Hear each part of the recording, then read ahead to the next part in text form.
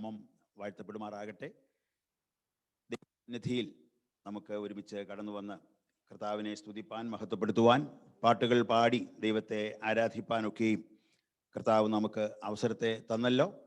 സഭയായി നാം ദൈവസന്നിധിയിൽ പ്രാർത്ഥിച്ചുകൊണ്ടിരിക്കുന്ന എല്ലാ വിഷയങ്ങൾക്കും കർത്താവ് മറുപടി തന്ന് നമ്മെ അനുഗ്രഹിക്കുന്നവനാണ്. ആ ദൈവസന്നിധിയിൽ വീണ്ടും പ്രാർത്ഥനയോടുകൂടി നമുക്ക് ആയിരിക്കാം. അല്പസമയത്തെ വചന ചിന്തയ്ക്കു വേണ്ടി നമുക്ക് വളരെ പരിചയമുള്ളതായ ഒരു വേദഭാഗത്തിലേക്ക് പ്രവേശിക്കുന്നു. 84 സങ്കീർത്തനം, അതിൻ്റെ ആദ്യത്തെ 2 വാക്യങ്ങൾ ഞാൻ വായിക്കുന്നു. Psalms 84 verse 1 and 2. സൈന്യങ്ങളുടെ യഹോവയെ തിരുനിവാസം എത്ര മനോഹരം!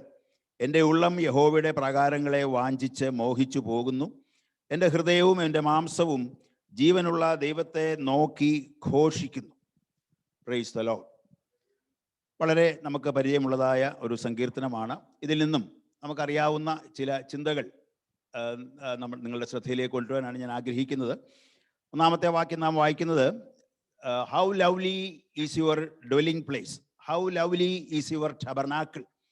ദൈവത്തിൻ്റെ തിരുനിവാസം അഥവാ ദൈവത്തിൻ്റെ ആലയം എത്ര മനോഹരം. ഈ സങ്കീർത്തനം പല നിലയിൽ നമുക്കത് വ്യാഖ്യാനിക്കുവാനൊക്കെ കഴിയും.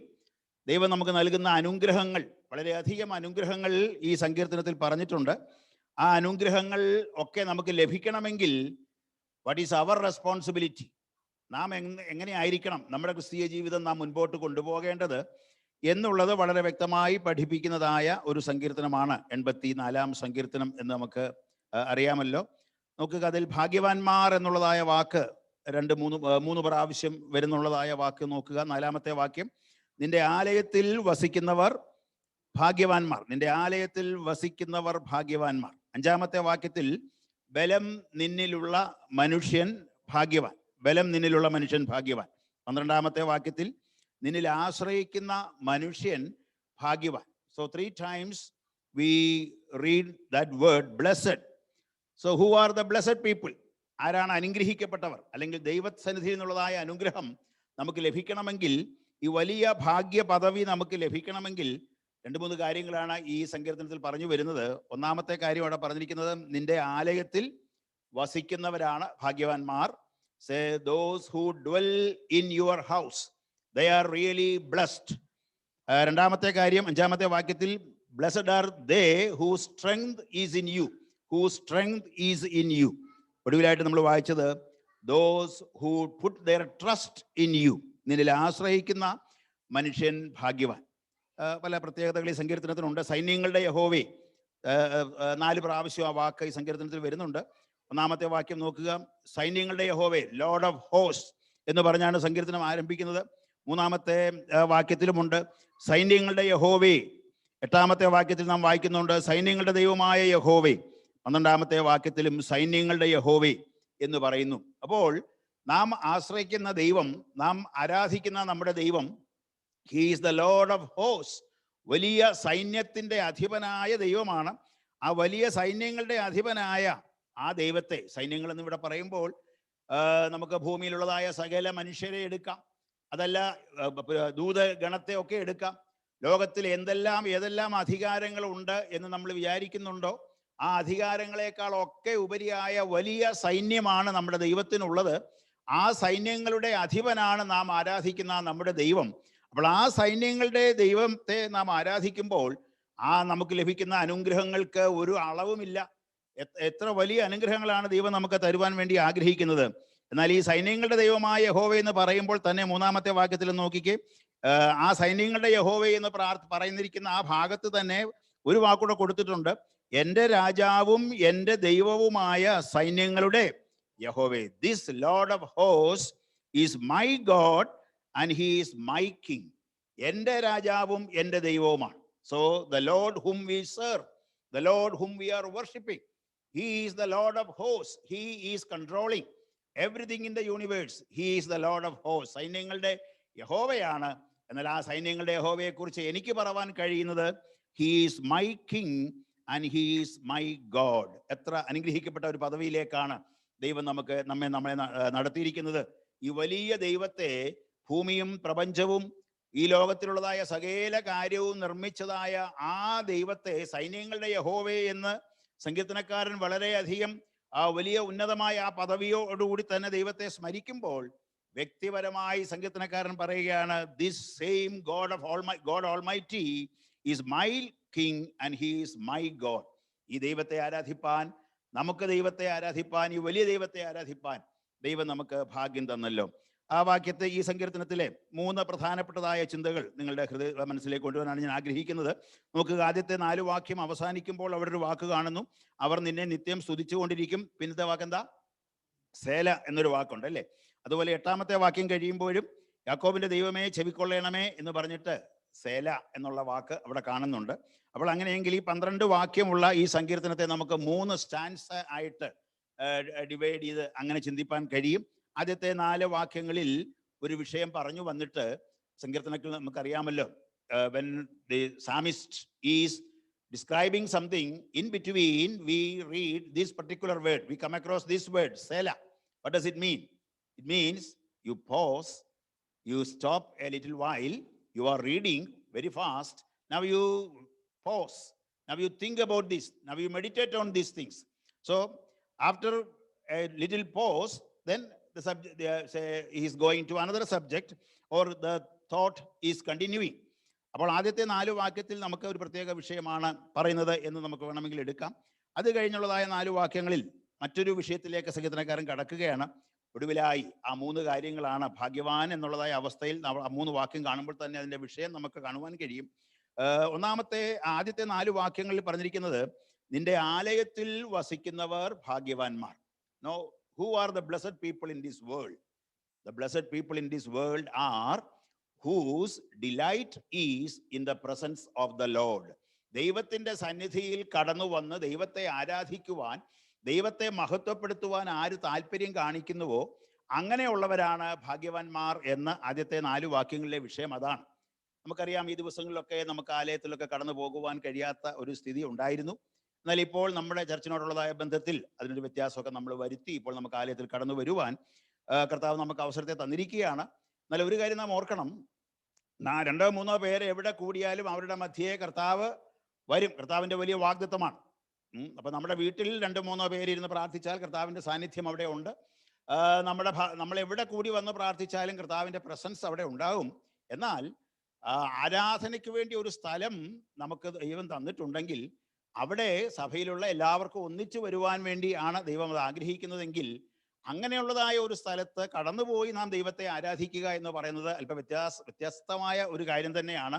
So wherever we are worshiping in our home, in our workplace, at any place we can worship God. But what is our longing? What is our inner longing? I will do this every day. I will continue like this in all my life. This is a good pandemic that has come. So because of this, I need not go to church. I can sit at home and worship. That thought should not rule our mind. No, they say, remember, ഈ സങ്കീർത്തനത്തിന്റെ പശ്ചാത്തലം എന്ന് പറയുന്നത് Israel മക്കളുടെ ഹൃദയത്തിൽ ദൈവം കൊടുത്ത വലിയ ഒരു വാഞ്ച, ദൈവത്തെ ആരാധിക്കണം. അവർ നോക്കിക്കൊണ്ടിരിക്കുന്നത് എങ്ങനെ എനിക്ക് ദൈവത്തിന്റെ ആലയത്തിലൊന്ന് ചെന്ന് ദൈവത്തെ ആരാധിപ്പാൻ കഴിയുമെന്നുള്ളതായ വലിയ താല്പര്യമാണ്. ഇസ്രായേൽ മക്കൾ ഉത്സവം ആചരിക്കുവാൻ വേണ്ടി പോകുന്നതായ ആ യാത്രയ്ക്കിടയ്ക്ക് പാടുന്ന പാട്ട് എന്നൊക്കെ നമുക്ക് വേണമെങ്കിൽ എടുക്കുവാൻ കഴിയും. Say 3 times in a year they have to go to Jerusalem to worship in the temple, and when they are going, there is a great longing in their mind, in their heart. When will I reach there? Can I go there and worship him? അവരുടെ ഹൃദയത്തിൽ ഒരു വലിയ വാഞ്ചയാണ് ദൈവത്തിന്റെ ആലയത്തെക്കുറിച്ചുള്ളതായ വാഞ്ച. അങ്ങനെയെങ്കിൽ പ്രിയമുള്ളവരെ നാം ഓർക്കുക, അതുപോലെയുള്ളതായ ആലയത്തിന് നമുക്ക് വലിയ പ്രാധാന്യം ഇന്ന് നമ്മൾ കൊടുക്കുന്നില്ല എന്നൊക്കെ നമ്മൾ പറയാറുണ്ട്. ആലയത്തിൽ പോയി ആരാധിക്കുന്നതും വീട്ടിലിരുന്ന് ആരാധിക്കുന്നതൊക്കെ ഒരുപോലെ അല്ലേ എന്നൊക്കെ ചോദിക്കുന്ന ആളുകളുണ്ട്. എന്നാൽ നമ്മുടെ ഹൃദയത്തിൽ നാം വീട്ടിലായിരിക്കുമ്പോൾ നാം മാത്രമാണ് ഇരിക്കുന്നത്. എന്നാൽ ആലയത്തിൽ വരുമ്പോൾ മറ്റുള്ളവരെയും കൂടെ ഒന്നിച്ച് നമുക്ക് കാണുവാനും അവരോട് ഒന്നിച്ച് ചേർന്ന് ദൈവത്തെ ആരാധിപ്പാനൊക്കെയുള്ള അവസരം ലഭിക്കുക എന്ന് പറയുന്നത് നിശ്ചയമായും വ്യത്യാസമുള്ളതായ ഒരു അനുഭവമാണല്ലോ. അപ്പോൾ ഇസ്രായേൽ മക്കളുടെ ജീവിതത്തിൽ അവർ ദൈവത്തെ ആരാധിക്കുവാൻ വേണ്ടിയുള്ളതായ അവരുടെ ആരാധനാ സ്ഥലത്തിന് അവർ വലിയ പ്രാധാന്യം കൊടുത്തു. നമ്മൾ സ്ഥലത്തിനോ ആലയത്തിനോ അതിൻ്റെ പണിക്കോ അതിൻ്റെ നിർമ്മാണത്തിനോ അല്ലെങ്കിൽ അതിൻ്റെ ബ്യൂട്ടി, എക്സ്റ്റേണൽ ബ്യൂട്ടിക്ക് നാം പ്രാധാന്യം കൊടുക്കുന്നില്ല. എങ്കിലും എനിക്ക് എപ്പോഴാണ് ദൈവസന്നിധിയിൽ ഒന്ന് കടന്നു എന്ന അവസരം ലഭിക്കുന്നത്, ഞങ്ങൾക്ക് ഒരുമിച്ച് സഭയായി വന്നൊന്ന് പ്രാർത്ഥിപ്പാനുള്ള അവസരം എനിക്ക് എപ്പോൾ ലഭിക്കും എന്നുള്ളതായ ആ ഒരു വലിയ താല്പര്യം നമ്മുടെ ജീവിതത്തിൽ എപ്പോഴും ഉണ്ടായിരിക്കേണ്ടത് ആവശ്യമാണ്. എബ്രായ ലേഖനം 10-ാമത്തെ അധ്യായത്തിന്റെ 24-25 വാക്യങ്ങൾ നമുക്കറിയാമല്ലോ. എന്താണ് ആ വാക്യം? ഹീബ്രൂസ് 10:24. ചിലർ ചെയ്യുന്നത് പോലെ എന്ന് പറഞ്ഞാണ് ആ വാക്യം ആരംഭിക്കുന്നത്, അല്ലെ? ചിലർ ചെയ്യുന്നത് പോലെ നമ്മുടെ സഭായോഗങ്ങളെ ഉപേക്ഷിക്കാതെ നാം എല്ലാവരും കടന്നു വന്ന് ദൈവത്തെ ആരാധിക്കണം. And let us verse 25 also, അതിന്റെ അടുത്ത വാക്യത്തിലുണ്ട്, not giving up meeting together as some are in the habit of doing, but encouraging one another, and all the more as you see the day approaching. So not giving up our meeting together as some are in the habit of doing. ആ സം എന്നുള്ള ആ കൂട്ടത്തിൽ നമ്മൾ ആരും വരാതിരിക്കുവാൻ ആണല്ലോ നാം ആഗ്രഹിക്കുന്നത്. Not giving up meeting together, ദൈവസന്നിധിയിൽ നമുക്ക് ആലയത്തിൽ ഒന്നിച്ചു വന്ന് ദൈവത്തെ പ്രാർത്ഥിപ്പാൻ, ദൈവസന്നിധിയിൽ നിന്നുള്ള അനുഗ്രഹങ്ങൾ പ്രാപിപ്പാൻ നമുക്ക് ലഭിക്കുന്ന അവസരങ്ങൾ എത്ര വിലപ്പെട്ട അവസരങ്ങളാണ്. ഈ വാക്യങ്ങളിൽ നാം കാണുന്നത്, സൈന്യങ്ങളുടെ യഹോവേ തിരുനിവാസം എത്ര മനോഹരം, how lovely is your tabernacle, my heart is ലോങ്ങിങ് for that, my heart, my flesh, so everything is mention there. എൻ്റെ ഹൃദയം, എൻ്റെ മാംസം, എൻ്റെ ഉള്ളം, 3 വാക്കുകൾ അവിടെ കൊടുത്തിട്ടുണ്ടല്ലോ. നമ്മുടെ ദേഹം, ദേഹി, ആത്മാവ് എന്നൊക്കെ നമ്മൾ പറയുന്നത് പോലെ, ഐ ആം ഓൾവേസ് ലോങ്ങിങ് to go to the house of God. ദൈവത്തിന്റെ ആലയത്തിൽ എനിക്ക് അവിടെ നിന്ന് ചെല്ലണം. അവിടെ ചെല്ലുന്നത് എനിക്ക് ദൈവത്തെ ആരാധിപ്പാൻ വേണ്ടിയാണ്. എനിക്ക് തനിയെ വീട്ടിലിരുന്ന് ആരാധിക്കാം, എന്നാൽ ആലയത്തിൽ ഒന്നിച്ചു വന്ന് ദൈവത്തെ ആരാധിപ്പാനുള്ളതായ ആ വലിയ ഒരു അവസരം എപ്പോഴാണ് ദൈവമേ എനിക്ക് തരുന്നത് എന്ന് പറഞ്ഞ് സങ്കീർത്തനക്കാരൻ പാടുകയാണ്. ഇത് 42-ാം സങ്കീർത്തനത്തിന്റെ 1-ാമത്തെ വാക്യവും നമുക്കറിയാമല്ലോ. മാൻ നീർത്തോടുകളിലേക്ക് ചെല്ലുവാൻ കാക്ഷിക്കുന്നത് പോലെ എൻ്റെ ആത്മാവ് ദൈവത്തോട് ചേരുവാൻ കാക്ഷിക്കുന്നു. ഞാൻ എപ്പോൾ ദൈവസന്നിധിയിൽ ചെല്ലുവാൻ ഇടയാകും എന്നൊക്കെ ഒരു വാക്യം നമ്മൾ വായിക്കുന്നു. ഞാൻ എപ്പോൾ ദൈവസന്നിധി ചെല്ലുവാൻ ഇടയാകും. നമ്മുടെ ജീവിതത്തിൽ ഈ ഒരു ആഗ്രഹം എപ്പോഴും ഉണ്ടായിരിക്കട്ടെ. ദൈവസന്നിധിയിൽ എനിക്ക് എപ്പോൾ ചെല്ലുവാൻ ഇടയായി തീരും എന്ന് വെച്ചാൽ, നമ്മുടെ ചർച്ചിൽ, നമ്മുടെ വീടുകളിൽ ഇപ്പം നമുക്ക് പ്രാർത്ഥന നടത്തുവാൻ കഴിയുന്നില്ല, എന്നാൽ എവിടെയൊക്കെ നമുക്ക് ഒന്നിച്ചു കൂടുവാൻ കഴിയുമോ അങ്ങനെയുള്ളതായ അവസരങ്ങൾ, ഒന്നിച്ച് കമ്മിങ് ടുഗദർ. നമ്മുടെ സഭായോഗങ്ങൾ എന്ന് പറയുന്നത് ഞായറാഴ്ചത്തെ യോഗമല്ല, സഭ കൂടി വരുന്ന എല്ലാ യോഗങ്ങളും സഭായോഗമാണ്. ആ സഭായോഗങ്ങളെ ഉപേക്ഷിക്കാതെ ദൈവസന്നിധിയിൽ വരുവാൻ നമുക്കിടയായി തീരുമ്പോൾ അവിടെയാണ് ദൈവത്തിന്റെ സാന്നിധ്യമുള്ളത്. നാം ഒരുമിച്ച് കൂടുന്നിടത്ത്, മത്തായി 18:20 നമ്മൾ വായിക്കുന്നുണ്ട്, 2-3 പേരുടെ നാമത്തിൽ കൂടി വന്നിടത്ത് അവിടെ ഞാൻ വരും. ദൈവത്തിന്റെ വാഗ്ദത്തമാണ്. എന്നാൽ കർത്താവേ, ഞങ്ങൾക്ക് ഒന്നിച്ച് എപ്പോൾ അതിനൊരു അവസരം ഞങ്ങൾക്ക് ലഭിക്കുന്നതിന് എപ്പോഴാണ് എന്നാണ് അടുത്തൊരു ആരാധന ഞങ്ങൾക്ക് ലഭിക്കുന്നത്. ഇനി ഞായറാഴ്ചയ്ക്ക് ഇനി എത്ര മണിക്കൂറുകൾ ഞങ്ങൾ കാത്തിരിക്കണം അടുത്തൊരു ആരാധനയ്ക്ക് ഞങ്ങൾക്ക് ഒന്നിച്ചു കൂടുവാൻ. ഇങ്ങനെയുള്ളതായ ഒരു വലിയ താല്പര്യം, ആ വലിയ ആ അഭിലാഷം, വാഞ്ച നമ്മുടെ ഹൃദയത്തിൽ ഉണ്ടായിരിക്കണം. 3-ാമത്തെ വാക്യത്തിൽ നാം വായിക്കുന്നത്, കുരുകിൽ ഒരു വീടും മീവൽ പക്ഷി കുഞ്ഞുങ്ങൾക്ക് ഒരു കൂടും കണ്ടെത്തിയിരിക്കുന്നു. ദൈവത്തിന്റെ ആലയത്തിൽ നാം കടന്നു വന്ന് ദൈവത്തെ ആരാധിക്കുമ്പോൾ മറ്റുള്ളവരുടെ ദൃഷ്ടിയിൽ വളരെ ഒന്നുമില്ലാത്ത പക്ഷികളാണ് ഈ സ്പാരോ എന്നും സ്വാളോ എന്നൊക്കെ പറഞ്ഞിരിക്കുന്നത്. Even the sparrow has found a home and a swallow a nest for herself.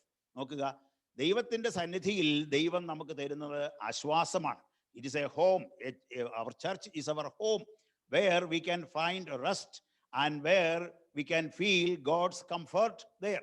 ദൈവത്തിന്റെ അനുഗ്രഹങ്ങളും ആശ്വാസവും നമുക്ക് ലഭിക്കുന്നത് ദൈവത്തിന്റെ മക്കൾ ഒന്നിച്ചുകൂടി ആരാധിക്കുന്ന ദൈവത്തിന്റെ ആലയത്തിൽ നാം ഒരുമിച്ച് കടന്നു വരുമ്പോൾ, അത് കുരുകിലിന് വീടും മീവൽ പക്ഷിക്ക് കുഞ്ഞുങ്ങൾക്ക് ഒരു കൂടും കണ്ടെത്തിയതുപോലെ നാം വളരെയധികം ഒന്നുമില്ലാത്തവരാണ്, ഇൻസിഗ്നിഫിക്കൻ്റ് ആണ്, എനിക്ക് യാതൊരു വിലയും ഇല്ല എന്നൊക്കെ ഒരു പക്ഷേ നാം ചിന്തിക്കുന്നുണ്ടായിരിക്കും, മറ്റുള്ളവരും നമ്മെക്കുറിച്ച് പറയുന്നുണ്ടായിരിക്കാം.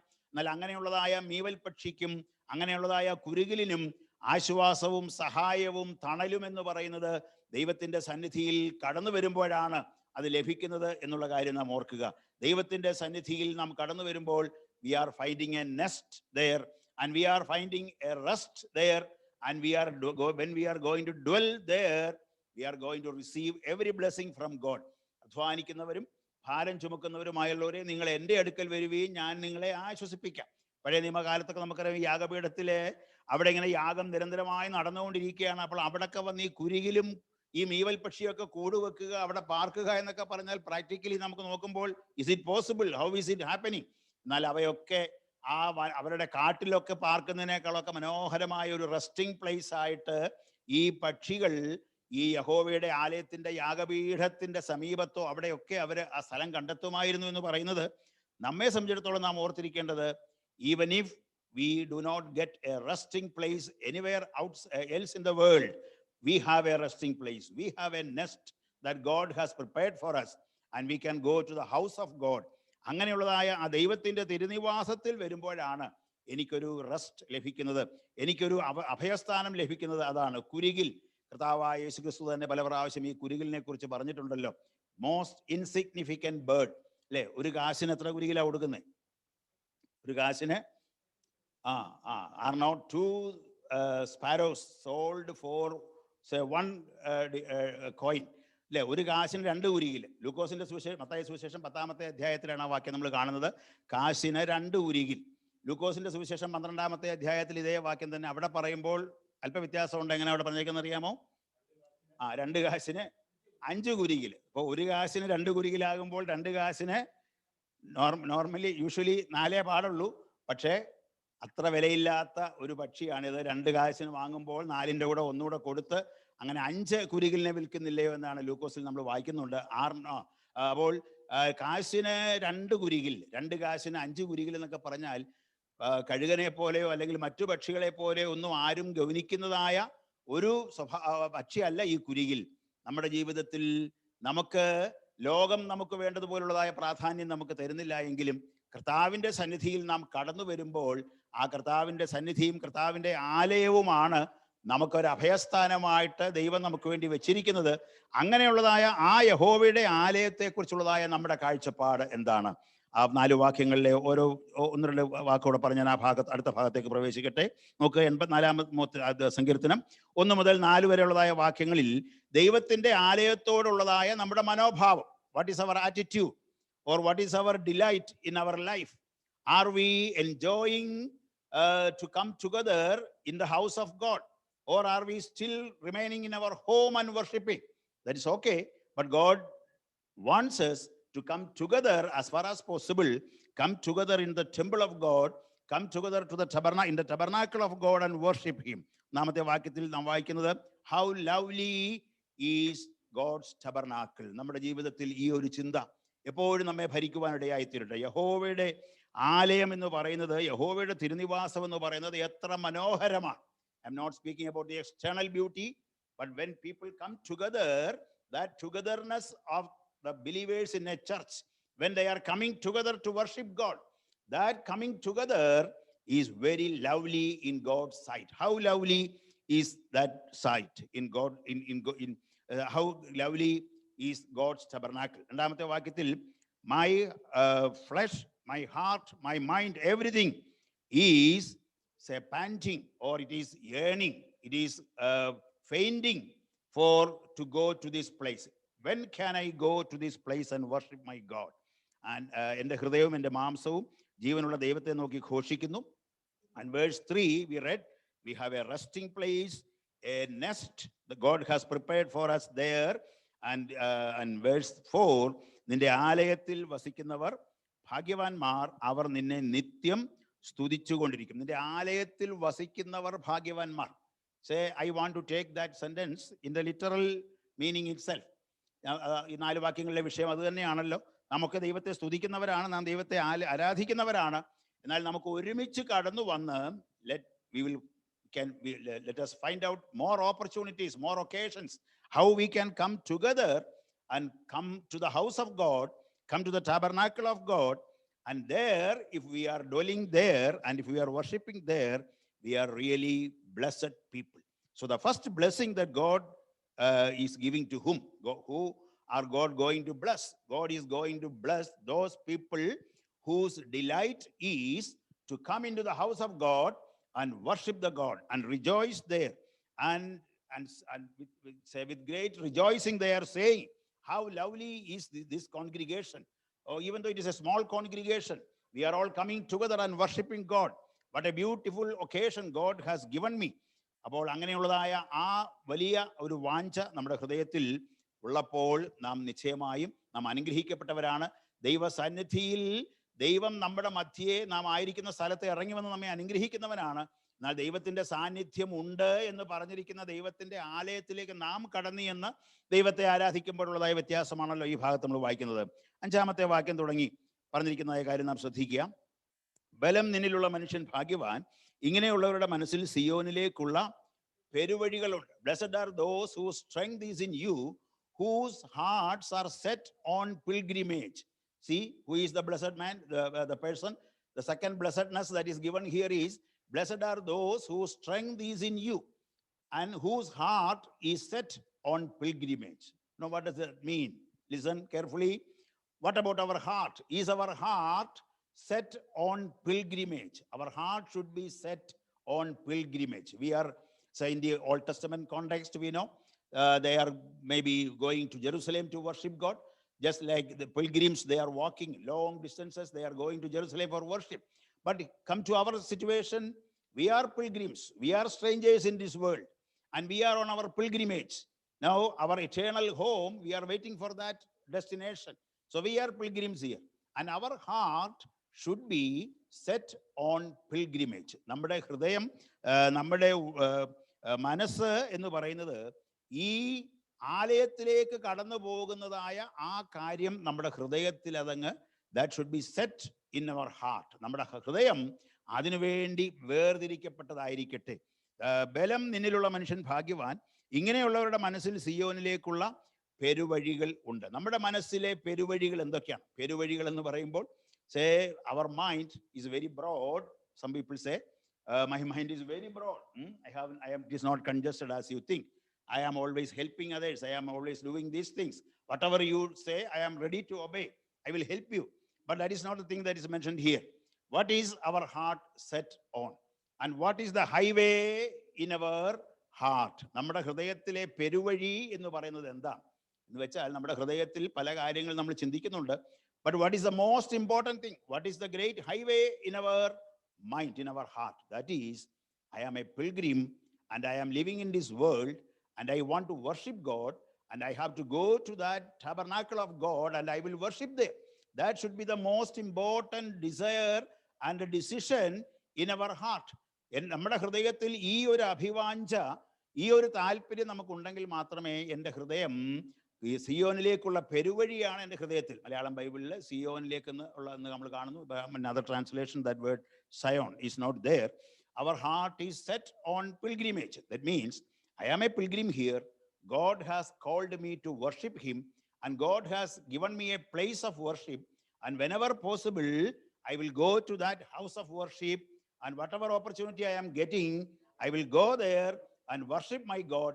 There is nothing else in my heart, and this is the highway that is I have set in my heart. എൻ്റെ ഹൃദയത്തിലെ പെരുവഴി, എൻ്റെ ഹൃദയത്തിലെ വലിയ വഴി എന്ന് പറയുന്നത്, എൻ്റെ ഹൃദയത്തിൽ ഉള്ള വഴി എന്ന് പറയുന്നത്, that is set to God's worship. ദൈവത്തെ ആരാധിപ്പാൻ വേണ്ടിയുള്ളതായ തീരുമാനമാണ് എൻ്റെ ഹൃദയത്തിലുള്ളെങ്കിൽ, അങ്ങനെയുള്ളവർക്കാണ് പറവാൻ കഴിയുന്നത് my strength is in God. എൻ്റെ ബലം ദൈവമാണ്, ബലം എനിക്ക് തരുന്നത് ദൈവമാണ്, അല്ലെങ്കിൽ ബലം, എൻ്റെ ബലം കർത്താവിൽ ഞാൻ വെച്ചിരിക്കുകയാണ് എന്ന് പറവാൻ കഴിയുന്നത് ആർക്കാണ്? Who can say that my strength is in God? My strength is in God. I can say that my strength is in God only if my delight is to worship God. Only if I have set God's worship, I have given God's worship as important in my life. എൻ്റെ ജീവിതത്തിൽ ദൈവത്തെ ആരാധിക്കുവാൻ വേണ്ടിയുള്ളതായ സ്ഥലത്ത് എനിക്ക് കടന്നു ചെന്ന് ദൈവത്തെ ആരാധിക്കണം. ആ ഒരു pilgrimage, the people of Israel, so many miles and so many hours, but for us only few miles and a few minutes may be required. അപ്പോൾ ആ ഒരു താല്പര്യം എൻ്റെ ഹൃദയത്തിൽ ഉണ്ടെങ്കിൽ, ആ ഒരു ഹൈവേ, ആ ഒരു പിൽഗ്രിമേജിലേക്കുള്ളതായ കാര്യമാണ് ദൈവം ആഗ്രഹിക്കുന്നത്. 5, 6, 7 വാക്യം ഞാൻ ഒരു മിനിറ്റ് എല്ലാവരും ശ്രദ്ധിക്കേണ്ട വാക്യങ്ങളാണ്.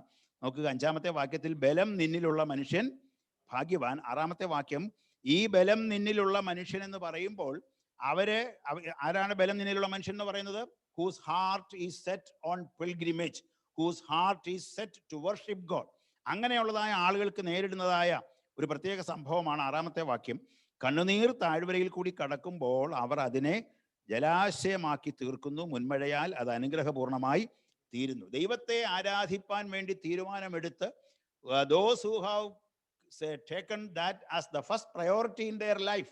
എനിക്ക് ദൈവത്തെ ആരാധിക്കുക എന്നുള്ള ചിന്ത കഴിഞ്ഞേ ഉള്ളൂ, ബാക്കി എല്ലാ കാര്യങ്ങളും I will place worship as first in my life. അങ്ങനെ എടുത്ത വ്യക്തിയേക്ക് ബലം പകർന്ന് അനുഗ്രഹിക്കുന്ന ഒരു ദൈവം നമുക്കുണ്ട്. പക്ഷേ അങ്ങനെയുള്ള വ്യക്തികൾ കടന്നു പോകുന്ന വഴിയെക്കുറിച്ചാണ് നാം വായിക്കുന്നത്. അവരും എങ്ങനെ കടന്നു പോവുക? കണ്ണുനീർ താഴ്വരയിൽ കൂടി അവർ കടന്നു പോകുന്നു. When they are passing through the valley of Baca. ഇബ്രായ ഭാഷയിൽ ബാഖ എന്നുള്ള വാക്കാണല്ലോ അവിടെ കൊടുത്തിരിക്കുന്നത്. ഇംഗ്ലീഷ് ബൈബിളിലും in most of the translations it is given as Baca, valley of Baca, valley of tears എന്നോ വാലി ഓഫ് ഡ്രൈനസ് എന്നൊക്കെ പല ട്രാൻസ്ലേഷൻ അത് കൊടുത്തിട്ടുണ്ട്. So in our life we will be passing through these valleys of tears, valleys of valleys of dryness. But അവിടെ നമ്മൾ ഒരു വാക്ക് ശ്രദ്ധിക്കണം. ഈ കണ്ണുനീർ താഴ്വരയിൽ കൂടി, അടുത്ത വാക്ക് എന്താ? കണ്ണുനീർ താഴ്വരയിൽ കൂടി കടക്കുമ്പോൾ. കണ്ണുനീർ താഴ്വരയിൽ ഞാൻ വസിക്കുമ്പോൾ എന്നല്ല, ദൈവത്തിന്റെ ആലയത്തിൽ ഞാൻ വസിക്കുന്നു എന്നുള്ള വാക്ക്, ഡ്വെല്ലിംഗ് എന്നുള്ള വാക്ക് നമ്മൾ നേരത്തെ വായിക്കുന്നുണ്ട്. നിന്റെ ആലയത്തിൽ വസിക്കുന്നവർ, 4ാമത്തെ വാക്യം. We are dwelling in the house of God, but we are not dwelling in the valley of tears. We are only passing through the valley of tears. What does it mean? There will be valley of tears in our life, but we are not dwelling there. We will simply pass through the valley of tears. God will not allow us to stay there and to be stuck up there, and so that we cannot proceed. If our strength is in God, and if our most important decision in our life is, or if our heart is set for worship, we will have valleys in our life, but these valleys will never stop us there. ഇവിടെ നോക്കുക, മലയാളത്തിൽ തന്നെ വാക്ക് കൊടുത്തിരിക്കുന്നത്, കണ്ണുനീർ താഴ്വരയിൽ കൂടി കടക്കുമ്പോൾ അത് അവരെ എന്നാണോ? അത് അവരെ എന്നല്ല, പിന്നെ അവർ അതിനെ എന്നാ കൊടുത്തിരിക്കുന്നത്. അങ്ങനെ വാക്ക് എങ്ങനെ? when we are passing through the valley of tears, or when we are passing through the valley of Baca, the valley of Baca is not to convert us, to make us something, but we are going to convert the valley. അവർ അതിനെ ജലാശയമാക്കി തീർക്കുന്നു. വളരെ നാം ചിന്തിക്കേണ്ട ഒരു വാക്കാണ്. When we are passing through difficult situations in our life, when we have tears, when we have sorrows in our life, this sorrow is not going to convert us, not going to change us, but we are going to change that valley of tears. നാം കണ്ണുനീർ താഴ്വരയിൽ കൂടി കടന്നു പോകുമ്പോൾ ഈ കണ്ണുനീർ താഴ്വരയെ നാം എന്ത് ചെയ്യുന്നു? We are going to make it a valley of springs, a place of springs. So നമ്മൾ കണ്ണുനീരിന്റെ താഴ്വരയിൽ കൂടി, when we are passing through difficult situations, never allow these difficult situations to overcome us.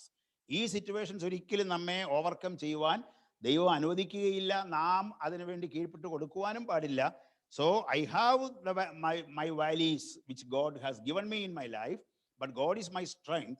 So when I pass through these valleys, God will give me the strength, and I will easily pass through the valley, and I am not going to dwell in the valleys because I am dwelling in the house of God. So I am not going to dwell there. I will pass through the valley, and I will make this valley a place of springs. ഈ വാലിയെ, ഈ കണ്ണുനീരിന്റെ താഴ്വരയെ, ഈ ദുഃഖകരമായ അവസ്ഥയെ, ഞാനിപ്പോൾ കടന്നു പോയിക്കൊണ്ടിരിക്കുന്നതായ ഈ വലിയ ഭീതി നിറഞ്ഞതായ ഈ ഒരു പ്രത്യേക സിറ്റുവേഷനെ, I will make it a well. In some translation we read like that. ഞാൻ അതിനെ ഒരു കിണറാക്കി മാറ്റും, അല്ലെങ്കിൽ ഞാൻ അതിനെ ഒരു ജലാശയമാക്കി മാറ്റും. ഞാൻ അതിനെ ജലാശയമാക്കി മാറ്റുമ്പോൾ God will send his rains on that. ദൈവം അതിനെ മഴ അയച്ച് അതിനെ അനുഗ്രഹപൂർണമായി തീരുന്നു. എന്നാൽ ഈ കഷ്ടത നമ്മുടെ ജീവിതത്തിൽ വരുമ്പോൾ, suppose we are going to dwell in that and saying to God, why these things happened in my life? I am serving you, my desire in my life is to worship you, but this great disaster has come in my life. And if we are going to stay on that, ponder on things like that, we are not going to overcome that situation. But when we are bold enough to say that God is my strength, then God, and we can convert this situation into a place of blessing, into a place of springs, and God will send his rain. And the next sentence also we should read, verse 7.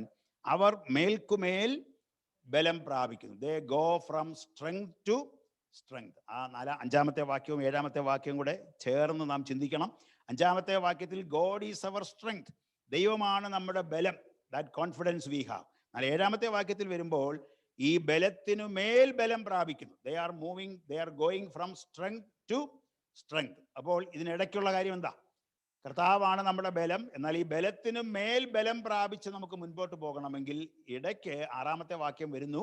ഇടയ്ക്ക് വരുന്നത് we may have to pass through the valley of Baca. We may have to walk through the valley of tears, dryness. അപ്പം God is our strength. We are a blessed group because God is our strength. But God wants to increase that strength on us. God wants to move us, take us from strength to strength. ബലത്തിൽ നിന്നും ബലത്തിലേക്ക് എന്നാണല്ലോ നമ്മൾ വായിക്കുന്നത്. English ബൈബിളിലൊക്കെ അങ്ങനെ കൊടുത്തിരിക്കുന്നത്. They go from strength to weakness എന്നല്ല. They are going from strength to strength. അവരെ ബലത്തിന്റെ മേൽ ബലം അവർ പ്രാപിക്കുന്നു. ബലത്തിന് മേൽ ബലം പ്രാപിക്കും. Finally they will reach their destination. They will reach Zion.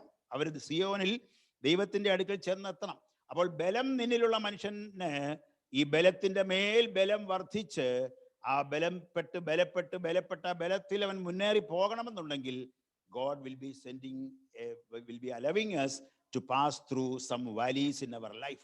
ഈ വാലീസ് നമ്മുടെ ജീവിതത്തിൽ വരുമ്പോൾ നാം ഓർത്തിരിക്കേണ്ടത്, ഈ വാലി അല്ലെങ്കിൽ ഈ താഴ്വര എൻ്റെ ജീവിതത്തിൽ ദൈവം അയച്ചത്, I am not going to dwell there.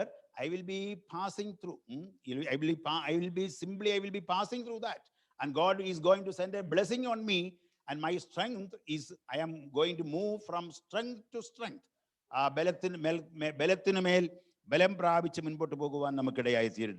Versus 5, 6 and 7 എപ്പോഴും നമ്മുടെ മനസ്സിലുണ്ടായിരിക്കട്ടെ. We have a God and God is our strength. And we are on a pilgrimage. Our heart is set on pilgrimage. But we have to pass through some valleys in our life. And these valleys are not going to defeat me. And I will defeat the values. I will defeat the values. Somebody has said, when trouble troubles you, you trouble troubles. When trouble troubles you, we have to trouble. That means when some disaster, something is going to trouble us, we will trouble that trouble. And we will never allow that trouble to conquer us.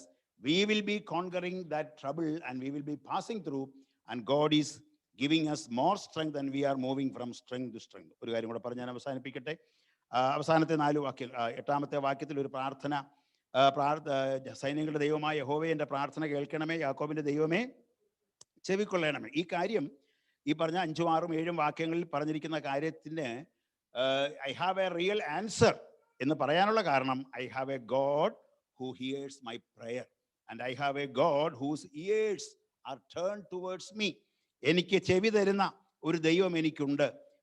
എനിക്ക് പ്രാർത്ഥന കേൾക്കുന്ന ഒരു കർത്താവ് എനിക്കുണ്ട്. I have a God who is hearing my prayer and his ears are turned towards me. ഈ ഒരു കാര്യം ഉള്ളത് കൊണ്ടാണ്, it is simply because of that we can turn these valleys into joyful occasions. ഇങ്ങനെയുള്ളതായ വലിയ താഴ്വരകളെ ജലാശയമാക്കി തീർത്ത് അതിനെ അനുഗ്രഹപൂർണമാക്കി തീർക്കുവാൻ നമുക്ക് കഴിയുന്നത് എന്തുകൊണ്ടാണെന്ന് വെച്ചാൽ, I have a God who is hearing my prayer and his ears are turned towards me. അവസാനത്തെ 4 വാക്യങ്ങളിൽ നാം വായിക്കുന്നത് അതിൻ്റെ സമ്മറിയാണ്. നിന്നിൽ ആശ്രയിക്കുന്ന മനുഷ്യൻ ഭാഗ്യവാൻ. Where do we put our trust? Say, God is our strength and our delight is in the presence of God. And when we come to the end of that psalm, say, I am trusting in God. 8ാമത്തെ വാക്യത്തിൽ പ്രാർത്ഥന കേൾക്കുന്ന ഒരു ദൈവം നമുക്കുണ്ട്. ആ പ്രാർത്ഥനയുടെ വാക്കുകൾ 9ാമത്തെ വാക്യത്തിലാണ്. ഞങ്ങളുടെ പരിചയമായ ദൈവമേ നോക്കണമേ, നിന്റെ അഭിഷക്തന്റെ മുഖത്തെ കടാക്ഷിക്കണമേ. See how we are in God's sight. I am God's anointed. നിന്റെ അഭിഷക്തന്റെ മുഖത്തെ കടാക്ഷിക്കണമെന്ന് ഒരു നിസാര വ്യക്തിക്ക്, ഒരു സങ്കീർത്തനക്കാരൻ, ഈ കോരഹപുത്രന്മാർക്ക് അത് പറവാൻ കഴിയുന്നെങ്കിൽ, you remember what is the great position that God has given us. We are God's anointed.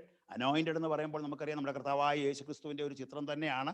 ആ യേശുക്രിസ്തുവിൽ നാം വിശ്വസിച്ച് കഴിയുമ്പോൾ, we are in him. നാം ക്രിസ്തുവിൽ ആയി കഴിയുമ്പോൾ we are also anointed in him. നാം ക്രിസ്തുവിൽ നാം അഭിഷക്തരായി തീർന്നിരിക്കുകയാണ്. അങ്ങനെയെങ്കിൽ നമുക്ക് ദൈവസേനയിൽ നമുക്ക് പറവാൻ കഴിയും, I am God's anointed and God will keep me. And since I am God's anointed, he will be listening to my prayer.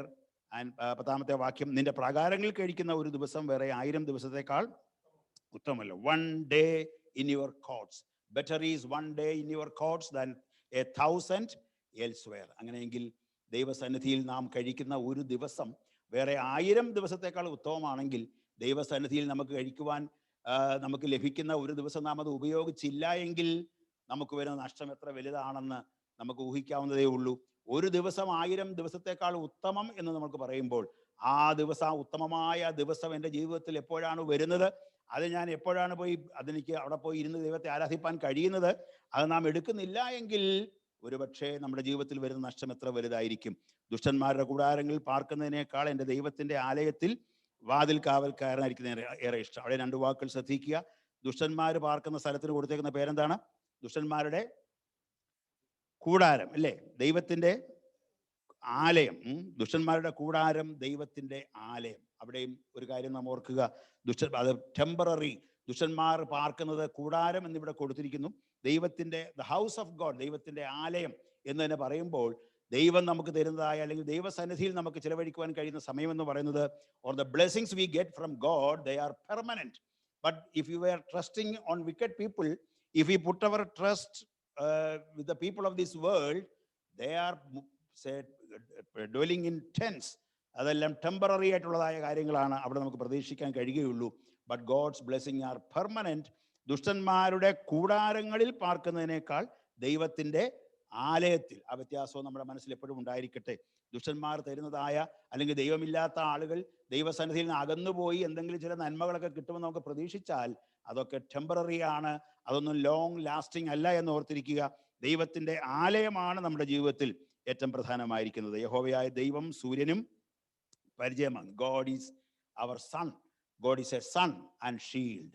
Sun എന്ന് പറയുമ്പോൾ നമുക്ക് വെളിച്ചം തരുന്ന, നമ്മെ ഗൈഡ് ചെയ്യുന്ന, we get all guidance through God, and he is a shield. God is our protector. So God is our guide and God is our protector. God gives what? കൃപയും മഹത്വവും നൽകുന്നു. കൃപയും മഹത്വവും നൽകുന്നു. കിങ് ജെയിംസ് ബൈബിളിൽ കൊടുത്തിരിക്കുന്നത് grace and glory എന്നുള്ള വാക്ക് തന്നെയാണ്. കൃപയും മഹത്വവും നൽകുന്നു. നേരോടെ നടക്കുന്നവർക്ക് അവനൊരു നന്മയും മുടക്കുകയില്ല. 3 words ഓർത്തിരിക്കുക: grace, glory, goodness. 3 words starting with G. എന്തൊക്കെയാണ്?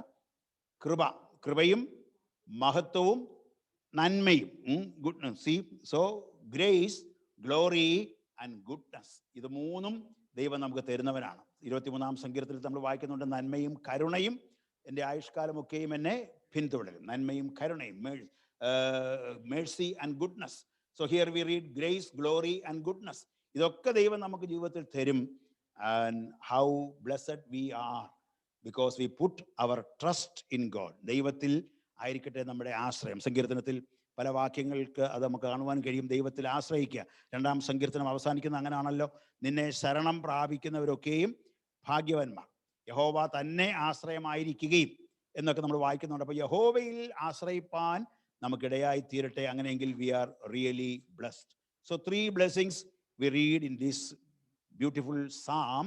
We are blessed if our delight is in the presence of God.